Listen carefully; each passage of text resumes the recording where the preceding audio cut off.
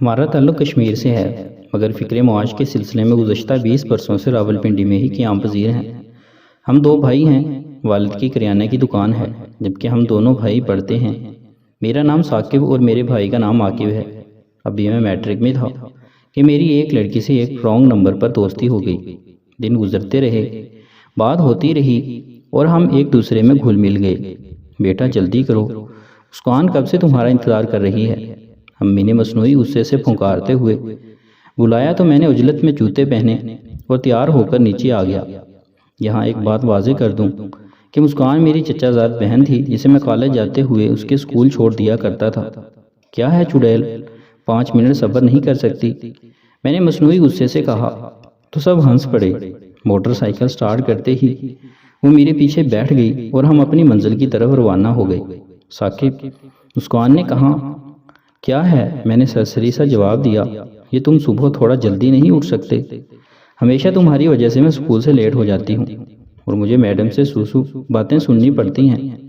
واہ، الٹا چور کوتوال کو ڈانٹے، میڈم ایک تو خود لیٹ آتی ہو اور اوپر سے باتیں بھی مجھے سناتی ہو۔ ہمیشہ تم لیٹ ہوتے ہو، آج اگر میں ہو گئی تو کون سا قیامت آ گئی۔ ہم اسی نوک جھونک میں تھے کہ اس کا اسکول آ گیا۔ وہ اندر چلی گئی اور کالج کی طرف روانہ ہو گیا۔ ہائے، کون؟ ایک انجان نمبر سے میسج آیا تو میں کافی حیران ہوا، اس لیے کہ ابو نے ابھی چند دن ہی ہوئے تھے موبائل لے کر دیا تھا اور سوائے چند آشنا لوگوں کے یہ نمبر کسی انجان کے پاس نہیں تھا۔ آپ ثاقب ہیں؟ دوبارہ میسج آیا۔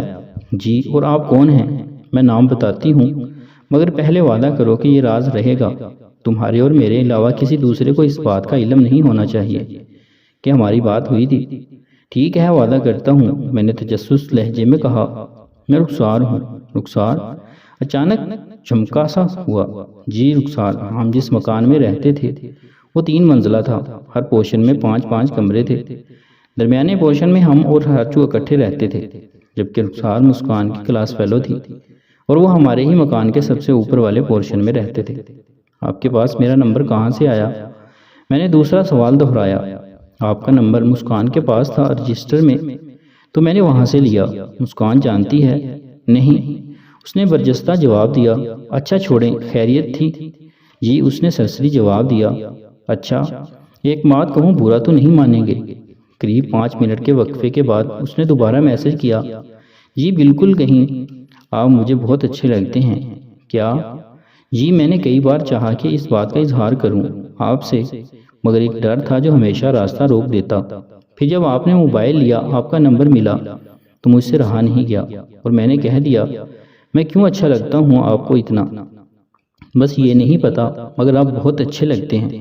شاید محبت کرنے لگی ہوں آپ سے، اور وہ بھی بہت زیادہ۔ اچھا جانتی ہوں آپ کے قابل نہیں، مگر دل کا کیا کرے آ گیا۔ ایسی بات نہیں ہے رخسار، تم ہر لحاظ سے قابل ہو، خوبصورت ہو، ذہین ہو، بس کبھی کسی نے اس طرح کہا نہیں، نہ تو کچھ عجیب سا لگا۔ بس مجھے اپنے دل کی حکمرانی دیں ثاقب، میں سمجھوں گی، مجھے سب کچھ مل گیا۔ I love you Saqib, I love you so much. ایک عجیب سا احساس تھا کسی کے چاہے جانے کا، جس نے وجود کو ایک نئی تازگی سے دوچار کر دیا تھا۔ اسی طرح مزید بات ہوتی رہی، لمحے سرکتے رہے، دن گزرتے رہے اور ہم دونوں ایک دوسرے میں ضم ہوتے گئے۔ دسمبر اپنی تمام تر رنگینیوں کے ساتھ ہمارے وجود پر حکمراں تھا۔ شدید یکپستی کا عالم تھا۔ مجھے رخسار کے ساتھ ریلیشن میں آئے ہوئے 4 ماہ ہو چکے تھے، مگر ان 4 مہینوں میں چاہ کر بھی ہم ایک دوسرے سے مل نہیں پائے تھے۔ حالانکہ ملاقات آسانی سے ہو سکتی تھی، مگر ایک ڈر تھا جو دماغ کی طرح روح کو چاٹ رہا تھا۔ ان 4 مہینوں میں ہم یہاں تک آ گئے تھے کہ کبھی کبھار میں اسے موبائل پر ایک آدھ ویڈیو بھی بھیج دیا کرتا تھا، مگر یہ ویڈیو ابھی تک کس یا ہلکے پھلکے رومانس تک محدود تھی۔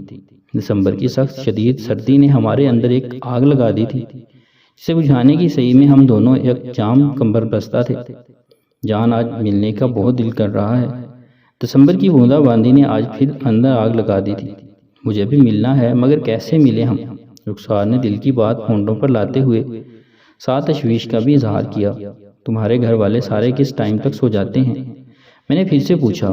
11 بجے تک سب سو جاتے ہیں، مگر کیوں؟ اس نے ایک ساتھ اکٹھے 2 سوال کر ڈالے۔ بس ٹھیک ہے پھر میری جان، آج ہم رات کو 12 بجے نیچے سیڑھیوں پر ملیں گے، جب سب سو جائیں گے۔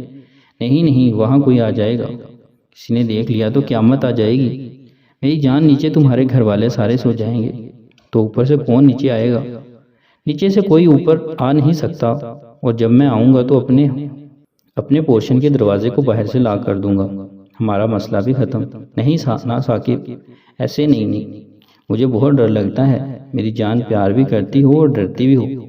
پچھلے 4 ماہ سے ہم سلگ رہے ہیں، بس تھوڑی سی ہمت رکھو، پھر دیکھنا سب ٹھیک ہو جائے گا، نے اس کی ڈھارس باندھتے ہوئے کہا۔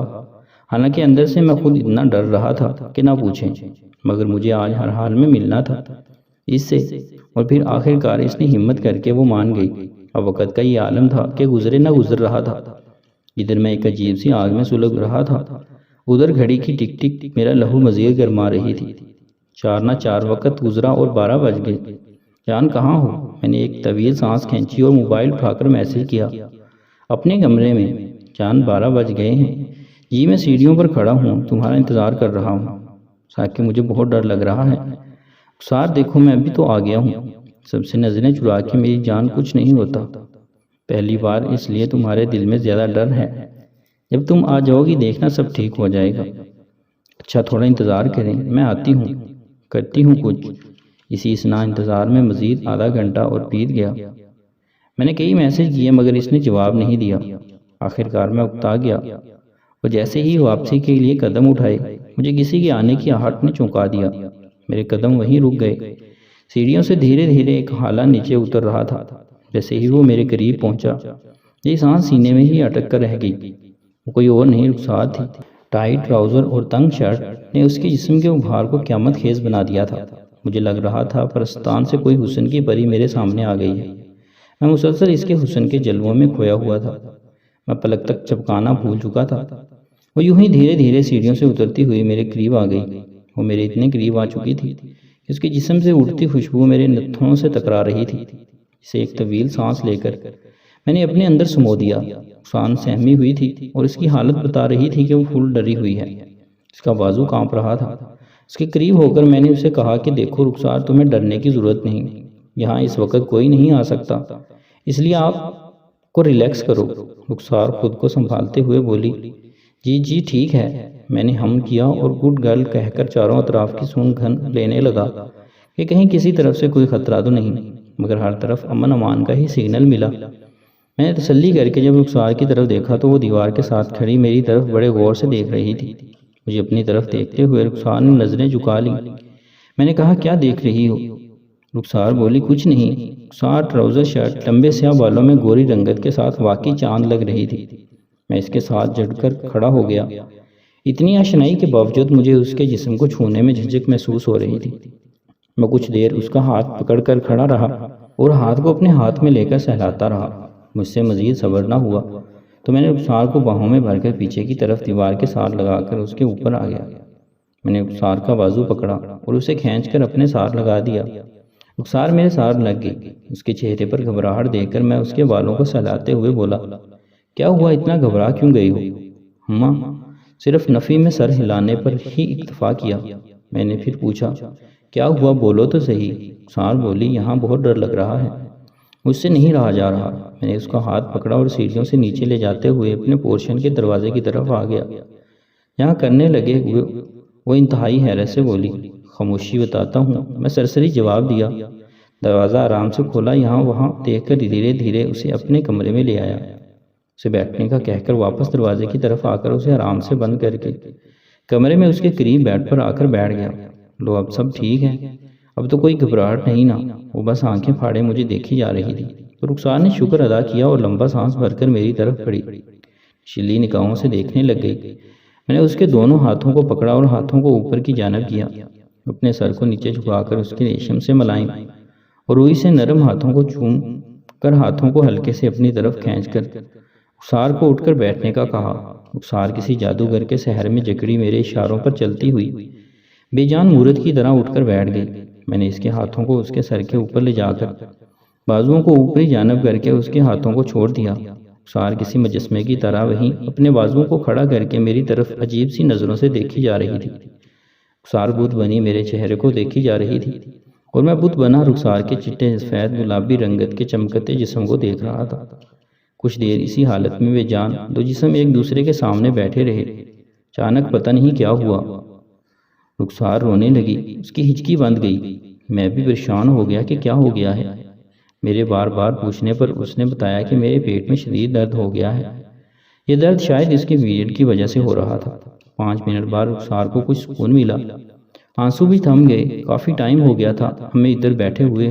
رخسار بولی ہمیں چلنا چاہیے، پھر کسی دن ملیں گے تو مرضی کریں گے۔ ہم اپنے اپنے گھر واپس آ گئے۔